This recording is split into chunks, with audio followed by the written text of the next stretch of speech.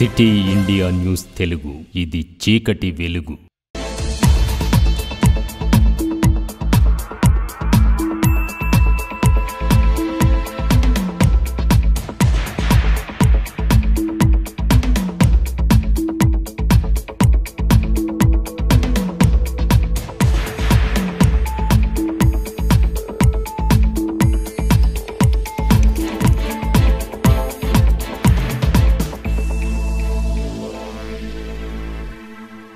నమస్తే, ఉమ్మడి న్యూస్కి స్వాగతం. నేను రాజీవ్. ఏ మత గ్రంథంలోనూ జోక్యం చేసుకోమని సుప్రీంకోర్టు తేల్చి చెప్పింది. ఖురాన్ షరీఫ్లో ఉన్న 26 శ్లోకాలను తొలగించాలని లక్నోకు చెందిన వసీం రిజ్వీ దాఖలు చేసిన పిటిషన్ సుప్రీంకోర్టు కొట్టేసింది. అంతేకాకుండా పిటిషనర్కు 50,000 రూపాయల జరిమానా విధించింది.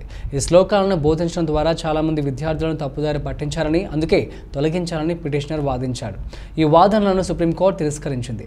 సుప్రీంకోర్టు తీసుకున్న నిర్ణయాన్ని స్వాగతిస్తున్నట్లు మహబూబ్ నగర్ ఎంఐఎం పార్టీ అధ్యక్షుడు అబ్దుల్ హాజీ అడ్వకేట్ మరియు జిల్లా ఆల్ పార్టీస్ అధ్యక్షుడు మొహాసిన్ ఖాన్ మాట్లాడుతూ గౌరవ సుప్రీంకోర్టు మీద ఉన్న నమ్మకాన్ని నేడు ఫలితం లభించిందని పేర్కొన్నారు. దేశంలో ప్రశాంతమైన వాతావరణంలో మత చిచ్చు పెడుతున్న దోషులను చట్టపరంగా శిక్షించాలని ఆకాంక్షించారు.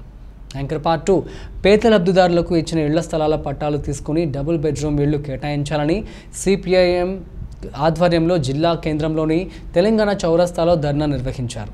ఈ సందర్భంగా సిపిఐఎం టౌన్ కార్యదర్శి భోలే చంద్రకాంత్ మాట్లాడుతూ సర్వే నెంబర్ 523 గతంలో ఇచ్చిన ఇళ్ల పట్టాలు తిరిగి వాపస్ తీసుకుని నూతనంగా నిర్మించిన డబుల్ బెడ్రూమ్ ఇండ్ల నీరు పేదవారికి ఇవ్వాలని డిమాండ్ చేశారు. గతంలో ఇచ్చిన ఇళ్ల స్థలాలు పట్టాలు తిరిగి తీసుకుని తెలంగాణ ప్రభుత్వం అధికారంలోకి వచ్చిన తర్వాత ఎంతో ప్రతిష్టాత్మకంగా డబుల్ బెడ్రూమ్ ఇండ్లు నిర్మాణానికి శ్రీకారం చేసిన ఇళ్లను పేదలకు కేటాయించాలని డిమాండ్ చేశారు.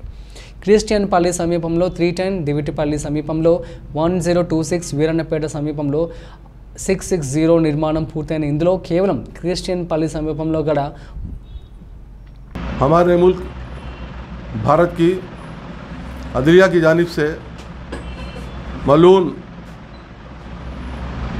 रज़वी की जानिब से कुरान शरीफ की आयतों को हज़फ करने की जो दरख्वास्त डाली गई थी, उस दरख्वास्त को कबूल करने से इनकार का बहुत सी मुस्लिम तंजीमें और सेकुलर अहसाब ने सुप्रीम कोर्ट से मुतालबा किया था, लेकिन बेहतर हुआ दरख्वास्त को कबूल करते हुए 3 रुकनी बेंच ने सुप्रीम कोर्ट की उस पिटीशन को खारिज करते हुए उस मलून पर 50,000 रुपये का जुर्माना आयद कर दिया। यकीनन कुरान शरीफ की बेहुरमती का मामला, आयत हदफ करने का मामला सिर्फ हिंदुस्तान की हद तक महदूद नहीं था, बल्कि आलमी मसला था। इस पर अगर सुप्रीम कोर्ट का फैसला ज़ेर रबर हो जाता तो आलमी सतह पर हिंदुस्तान की साख मुतासिर होती थी। देर से ही सही सुप्रीम कोर्ट ने सही फैसला दिया और उस पिटीशन को खारिज करते हुए मलून पर 50,000 जुर्माना आयद कर दिया। हालात तो इस बात के मुतखाजी थे कि वो उसको जेल की सज़ा देते ताकि फिर कभी कोई इस किस्म की हिम्मत न कर सके। जब बाबर वईद का फैसला आया, जिसमें कहा गया था तमाम चाहत के बावजूद भी अक़ीदे की बुनियाद पर जो मस्जिद की जगह को जब गैर मुसलमान को दिया गया, उस वक्त भी हमको इस बात का यकीन था कि हमारा भी चूँकि कुरान शरीफ पर अक़ीदा है, इसलिए सुप्रीम कोर्ट उसी बुनियाद पर इस मामले को रिजेक्ट करेगी, इस बात का हमें यकीन था। आज सुप्रीम कोर्ट के तीनों जजों ने हमारे इस यकीन को और मजबूत कर दिया। अदलिया के फैसले पर बाबर ईद के बाद जो एतमाद हमारा मुतज़िल हुआ था, वो एतमाद आज इस फैसले के बाद हमारा बहाल हुआ है। मैं मुबारकबाद देता हूँ हिंदुस्तान की अदलिया को कि उन्होंने सही कदम उठाया और आइंदा इस किस्म के कोई काम न सके। इसी तरह हिंदुस्तान के अदलिया को सोमेटो पिटीशन के ज़रिए जो सीमा एक मलून की तरफ से, वसीम रज़वी की तरफ से सुप्रीम कोर्ट में एक पिटीशन दाखिल की गई थी, जिसमें कुरान शरीफ की 26 आयतों को हज़फ करने की बात की गई थी, जिससे सारे आलम के और ख़ास तौर पे मुसलमानों के, हिंदुस्तान के मुसलमानों की दिल आज़ारी हुई थी और बहुत गम व गुस्से में थे मुसलमान। सारे हिंदुस्तान में एहतजाज किया गया था और सारे हिंदुस्तान के पुलिस स्टेशनों में उस मलून के ख़िलाफ़ शिकायत दर्ज की गई थी। आज सुप्रीम कोर्ट ने उस मलून की पिटीशन को रद्द करते हुए उस पर 50,000 का जुर्माना लगाया है। आज बड़ी खुशी की बात है, हमें कानून पर, हिंदुस्तान के कानून पर भरोसा था और हमको उम्मीद थी कि जुर्माना और ज़्यादा से ज़्यादा लगाया जाएगा, लेकिन इतना ही काफ़ी है क्योंकि इस तरीके की हरकत कोई और ना कर सके। इसलिए सुप्रीम कोर्ट की सुप्रीम कोर्ट का ये जो कारनामा है इसकी हम तायद करते हैं और सबका ख़ास तौर पर सुप्रीम कोर्ट का हम शुक्रिया अदा करते हैं। క్రిస్టియన్పల్లి సమీపంలో 310, దివిటిపల్లి సమీపంలో 1026, వీరన్నపేట సమీపంలో 660 నిర్మాణం పూర్తయిన ఇందులో కేవలం క్రిస్టియన్పల్లి సమీపంలో గల 310 ఇండ్లు మాత్రమే పేదవారికి కేటాయించారని, మిగతా ఇండ్లు కూడా పేద లబ్ధిదారులకు కేటాయించాలని కోరారు. గతంలో ఎన్నోసార్లు ధర్మాలు చేయగా అధికారులు దీపావళి, దసరా పండుగలకు కేటాయిస్తామని హామీ ఇచ్చారని పేర్కొన్నారు. కనీసం ఉగాది పండుగకైనా డబుల్ బెడ్రూమ్ ఇండ్లు పంపిణీ చేయాలని విజ్ఞప్తి చేశారు.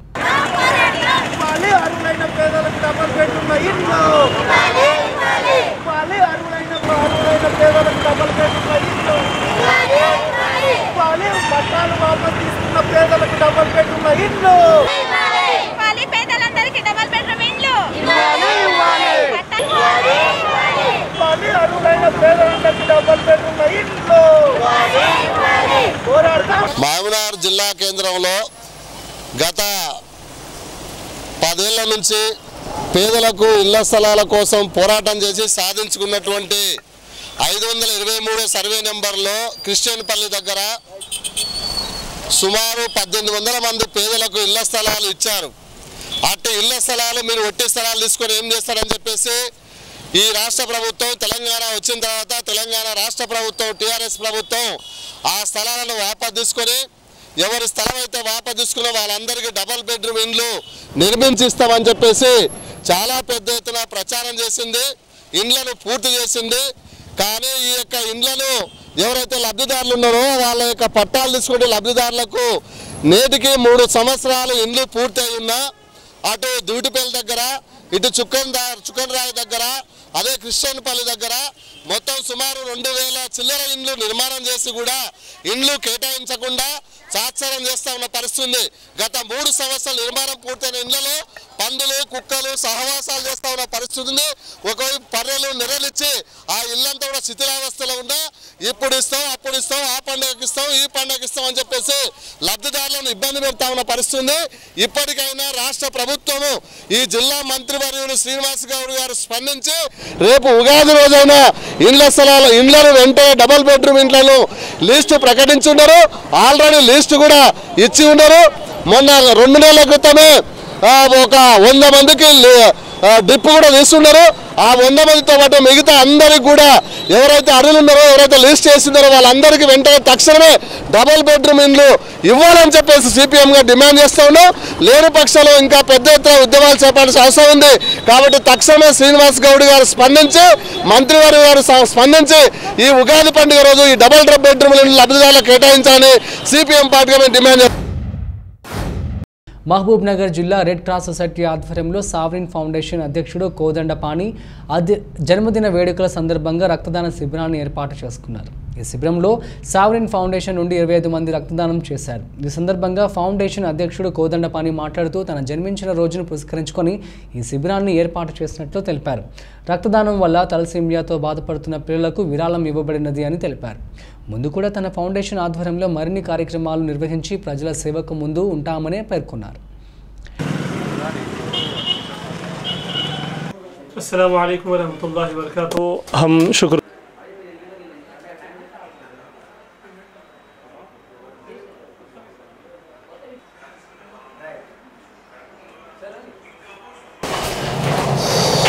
హలో, అతి పవిత్రమైన రంజాన్ మాసం ప్రారంభం కాబోతుంది. పవిత్ర రంజాన్ మాసం సందర్భంగా రంజాన్ మాసంలో ఉపవాస దీక్షల్లో పాల్గొనే అందరూ భక్తులు కూడా సోషల్ డిస్టెన్స్ మెయింటైన్ చేయండి. ప్రార్థనా సమయాల్లో మాస్కులు తప్పకుండా ధరించండి. అలాగే అదేవిధంగా మీరు బయట ప్రాంతాలకు వెళ్ళినప్పుడు, నైట్ పూట తిరిగేటప్పుడు తప్పనిసరిగా మాస్క్ ధరించండి. శానిటైజేషన్ చేసుకోండి. రాత్రిపూట ఒక ప్రదేశం నుంచి ఇంకో ప్రదేశానికి వెళ్ళేటప్పుడు కూడా ట్రాన్స్పోర్ట్లో కూడా కంపల్సరీగా మీరు ఈ మాస్క్ ధరించే ఉండవలసిందిగా ప్రార్థిస్తున్నాం. ఎక్కడ కూడా ఈ ప్రార్థన కంప్లీట్ కాగానే ఇమీడియట్గా అక్కడి నుంచి డిస్పర్స్ కావాలి తప్ప గుంపులుగా ఉండడం వల్ల ఈ ప్రాబ్లం ఒకళ్ళ నుంచి ఒకళ్ళకి పాకే ప్రమాదం ఉంది. కాబట్టి ఈ రంగారెడ్డి జిల్లా షాద్ నగర్ పట్టణంలోని కేశంపేట చౌరస్తాలో స్థానిక రియల్టర్ ప్రముఖ పారిశ్రామికవేత్త సయ్యద్ ఇబ్రహీం ఆధ్వర్యంలో నూతనంగా నిర్మించిన ఇమాం మసీద్ ఏ సయ్యద్ అబ్దుల్ మాలిక్ మసీద్ ఆదివారం సాయంత్రం దైవ ప్రార్థనల మధ్య ప్రారంభమైంది. ఆధ్యాత్మిక గురువులు, ప్రముఖులు తదితరులతో పాటు ప్రజలు పెద్ద ఎత్తున హాజరయ్యారు. సయ్యద్ ఇబ్రహీం కుమారుడు దివంగత సయ్యద్ అబ్దుల్ మాలిక్ జ్ఞాపకార్థం ఇమాం మసీద్ ఏ సయ్యద్ అబ్దుల్ మాలిక్ మసీద్ ఇస్లామిక్ సెంటర్ను భారీ వ్యయంతో నిర్మించారు. మదర్సా, లైబ్రరీ మరియు దైవ ప్రచారకుల కోసం విడిది, భోజనశాల తదితర భవనాలను లాంఛనంగా ప్రారంభించారు. ఈ కార్యక్రమానికి ఎమ్మెల్యే అంజయ్ యాదవ్, జిల్లా పరిషత్ వైస్ చైర్మన్ గణేష్, స్థానిక మున్సిపల్ చైర్మన్ నరేందర్ తదితరులు కార్యక్రమానికి హాజరయ్యారు. ఈ సందర్భంగా ఎమ్మెల్యే అంజయ్ యాదవ్ మీడియాతో మాట్లాడారు. పట్టణంలో ఎంతో గొప్ప రీతిలో అత్యాధునిక వస్తువులతో మస్జిద్ను నిర్మించడం అభినందనీయమని కొనియాడారు. సయ్యద్ ఇబ్రహీం ఆధ్యాత్మిక చింతన కోసం భారీ వ్యయంతో తన కుటుంబ సభ్యుల జ్ఞాపకార్థం పుణ్యదైవ కార్యక్రమాలను చేపట్టడం పట్ల ఆయన కొనియాడారు. అదేవిధంగా పేద ప్రజలకు ఇస్లామిక్ సెంటర్లో ఉచిత ఆధ్యాత్మిక విద్యతో పాటు వైద్య సదుపాయం కల్పించడం అద్భుతమని అన్నారు. సయ్యద్ ఇబ్రహీంను కన్న తల్లిదండ్రులు ఎంతో పుణ్యాత్ములని ఎమ్మెల్యే అంజయ్ యాదవ్ కొనియాడారు.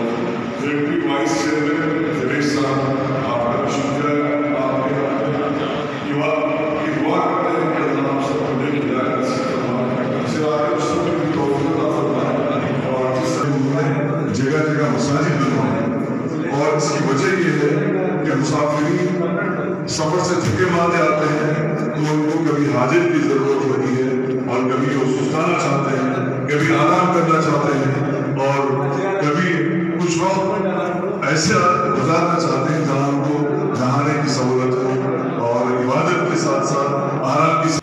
సయ్యద్ ఇబ్రాహిం గారు వాళ్ళ తండ్రి అయిన సయ్యద్ హుసేన్ గారు సంపాదించిన స్థలంలో తండ్రి జ్ఞాపకార్థమై తండ్రి పేరు మీద కొంత బీద ప్రజలకు సేవ చేస్తే వాళ్ళ తండ్రికి అల్లా దీవెనలు లభించాలని ఉద్దేశంతో ఇంత మంచి మస్జిదు, అదిగాక అన్ని కులస్తులైన వాళ్లకు లైబ్రరీ, ఆ లైబ్రరీలో ఉర్దూ కానీ ఇంగ్లీష్ మీడియం కానీ లెక్కలు కానీ నేర్పించే అదేవిధంగా వారము ఎవరికైనా బీద వ్యక్తులు చూపించుకోనికే, ఇలాంటి చేయించుకోనికే ఒక హాస్పిటల్ డాక్టర్ అపాయింట్ చేసుకొని ఇటువంటి మా పుణ్యకార్యాలు చేస్తే నిజంగా ఇబ్రాహిం గారిని కన్నా తల్లిదండ్రులు అదృష్టవంతులని నేను భావిస్తున్నాను. కాబట్టి ఇటువంటి కూడా పెద్దల జ్ఞాపకార్థమై ఇంత మంచి కార్యక్రమం చేసినందుకు ఇబ్రాహిం గారికి ధన్యవాదాలు తెలుపుతున్నాను. కరోనా వైరస్ రెండవ తరంలో రోజుకు కేసులను దృష్టిలో ఉంచుకొని ముస్లింల పవిత్రమైన రంజాన్ మాసం దృష్టిలో ఉంచుకొని మత పెద్దలు ఏకాభిప్రాయం తర్వాత తాండూర్ మరియు చుట్టుముట్టు ప్రాంతంలో ఉన్న మసీదులలో కోవిడ్ నియమ నిబంధనలు పాటిస్తూ ప్రత్యేకమైన ప్రార్థనలో భాగంగా తరావీహ్ నమాజ్లో 1 లేదా 1.5 ఖురాన్ భాగాలు చదవాలని జామియత్ ఉలేమా ప్రజలను విజ్ఞప్తి చేశారు. కరోనా నియమ నిబంధనలను అనుసరించి తమ ప్రార్థనలు నిర్వహించాలని కోరారు. तकरीबन 1 साल से हमारा मुल्क बल्कि पूरी दुनिया कोविड-19 के सिचुएशन से जूझ रही है. एक वेव ख़त्म हुआ था, अब हमने कुछ सांस ली थी, लेकिन बहरहाल मुक़द्दरात हैं. दूसरा वेव शुरू हुआ है जिसकी वजह से पूरा मुल्क परेशान है. लेकिन रमज़ान चूँकि हमारे लिए सबसे मुक़द्दस महीना है, अल्लाह का फ़ज़ल है कि वो अल्लाह ताला ने हमें फिर इनायत फ़रमाया है, वो आज या कल इंशाअल्लाह शुरू होगा। एक दो बातें एहतियाती तौर पर तमाम हज़रात को अर्ज़ करनी थी। वो ये है कि एक तो रमज़ान शुरू हो रहा है जिसमें इबादतें हर मुसलमान को करना है। लॉकडाउन हुआ नहीं है अभी, लेकिन सब लोग तशवीश में हैं कि क्या होने वाला है। याद रखें, कुछ हो ना हो, हम अपनी इबादत के मुकल्लफ़ हैं। हम अब मस्जिदों में इबादतें करें, घरों में करें, इनफरादी करें, इबादत पर कोई रोक नहीं है। रहा मसला भीड़ भाड़ का, हुकूमत की तरफ से एक जियो आया है, उसमें यह कहा गया है कि लोग कहीं ज़्यादा जमा ना हो। अलबत्ता तजुर्बा ये है कि फ़र्ज़ नमाज़ों में जितने अहबाब होते हैं तरावी में उतने ही रहते हैं या आगे पीछे होते हैं। एहतियात इसमें करें कि हम कवाइद जो कोविड के उसूल ज़वाबित आए हैं उसमें हम थोड़ा सा एहतियात कर लें और बकिया तरावी इंशाअल्लाह मामूल से पढ़ें।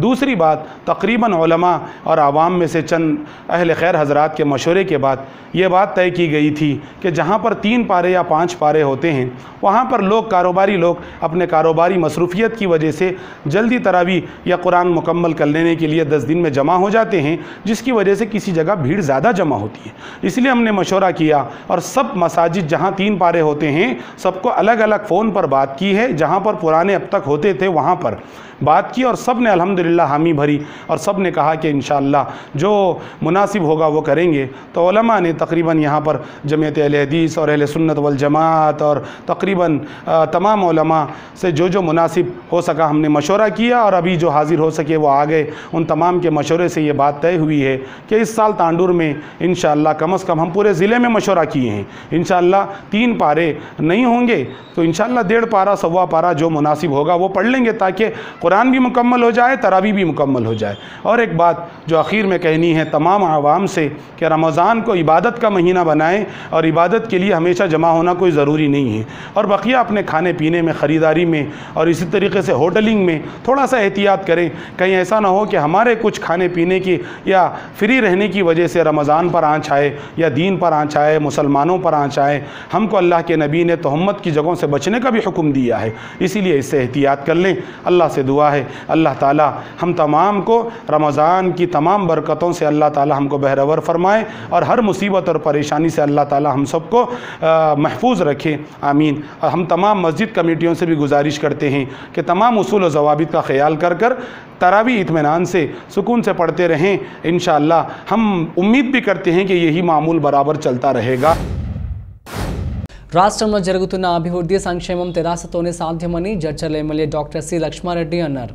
జడ్చర్ల మున్సిపాలిటీ పరిధిలోని రాఘవేంద్ర స్వామి టెంపుల్ ఏరియా గౌరీశంకర్ కాలనీలో ఈరోజు ఉదయం ఎమ్మెల్యే లక్ష్మారెడ్డి పర్యటించారు. ఈ సందర్భంగా కాలనీలో డ్రైనేజీ వ్యవస్థ బాగోలేకపోవడంతో వెంటనే నూతన డ్రైనేజీ నిర్మాణానికి పనులను ప్రారంభించాలని మున్సిపాలిటీ అధికారులను ఆదేశించారు. చిన్న చిన్న సమస్యలను గురించి వెంటనే పరిష్కరింపచేయాలని అన్నారు. కాలనీలో కల్కి భగవాన్ సేవా సమితి ఆధ్వర్యంలో ఏర్పాటు చేసిన చలివేంద్రాన్ని ప్రారంభించారు. అనంతరం బాదేపల్లి చంద్ర ఫంక్షన్ హాల్లో జరిగిన కార్యకర్తల సమావేశంలో ఎమ్మెల్యే గారు పాల్గొన్నారు. ఈ నెల 14వ తేదీన జడ్చర్ల పట్టణంలో కేటీఆర్ గారి పర్యటన సందర్భంగా బాదేపల్లి మార్కెట్ యార్డులో జరుపదలచిన సమావేశానికి భారీ సంఖ్యలో కార్యకర్తలు ప్రజలు పాల్గొని జయప్రదం చేయాలని ఎమ్మెల్యే లక్ష్మారెడ్డి గారు అన్నారు.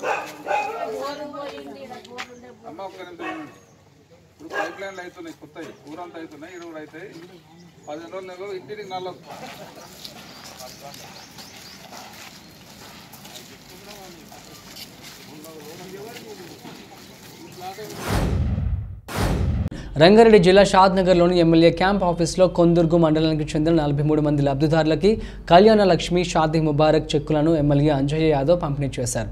ఈ సందర్భంగా ఎమ్మెల్యే అంజయ్య యాదవ్ మాట్లాడుతూ తెలంగాణ రాష్ట్ర ప్రభుత్వం కరోనా టైంలో కూడా రాష్ట్ర ఆర్థిక పరిస్థితి బాగాలేకపోయినా పేద ఇంటి ప్రజలు కష్టపడి అప్పు చేసి పెళ్లిళ్లు చేస్తారన్నారు. ఆ ఇంటికి పెద్ద దిక్కుగా నేనున్నాను అని ముఖ్యమంత్రి కేసీఆర్ కళ్యాణ లక్ష్మి షాదీ ముబారక్ అనే పథకం ద్వారా పెళ్లి చేసుకున్న ప్రతి కుటుంబానికి రాజకీయాలకు కులాలకు అతీతంగా అందరికీ అందివ్వడం జరుగుతుందన్నారు. ఇలాంటి పథకం దేశంలో ఏ రాష్ట్రంలో కూడా ఎవరూ ప్రవేశపెట్టలేదని, కేసీఆర్ ఒకరే ప్రజలకు సంక్షేమ పథకాలు ప్రవేశపెట్టి అమలు చేస్తున్న దమ్మున్న ముఖ్యమంత్రి అని కొనియాడారు. ఈ కార్యక్రమంలో municipal chairman Konduti Narender, vice chairman Natarajan, Shadnagar municipal కౌన్సిలర్లు, కొందుర్గు మండల tahsildar Srikanth Reddy, revenue inspector Raghavendra Rao, TRS నాయకులు పాల్గొన్నారు. నియోజకవర్గంలోని 4 మండలాలు మహబూబ్నగర్, నందిగామ, కొందుర్గు, దేవగూడ మండలంలోని ఎవరైతే వాళ్ళ అమ్మాయిలకు పెళ్లి వివాహం చేసినో షాదీ ముబారక్ కళ్యాణ లక్ష్మి చెక్కుల పంపిణీ కార్యక్రమం చేపట్టడం జరిగింది. ఇంతకుముందు కొత్తూరు మండలం కేశపురం మండలం కూడా చెక్కుల పంపిణీ కార్యక్రమం జరిగింది. ఇప్పుడు ఈరోజు మొత్తం 229 మందికి 2,45,00,000 చిలుకు పంపిణీ చేయడం జరిగింది. ఇవి బీద ప్రజలకు ఎంతో మేలైన విషయం. చాలామంది వాళ్ళ పెళ్ళిళ్ళు చేసినప్పుడు కొద్దిగా బాగా తెచ్చుకుంటారు. పెళ్ళి ఖర్చుల నిమిత్తము ఇతరుల దగ్గర బాగా తీసుకుంటారు. ఇవి వచ్చేదాన్ని ఇష్టమని కూడా వాళ్ళు.